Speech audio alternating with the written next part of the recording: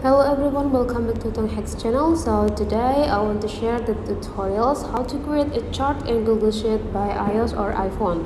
So here I already have the table. Sometimes we need a chart to make us easier to understand or read the data in a table form. So when the table data transported into the chart, it make it easier to read and to understand.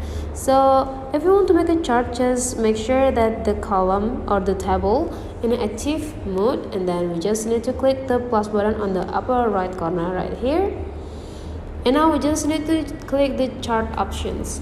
And now there is like several options for the chart. There are like a bar chart, pie chart, and many more. So here I want to use a bar chart, so I want to click the bar and then click the upper left corner. And now I already have a bar chart that makes us easier to understand which product that have a highest sellers and also the lowest sellers.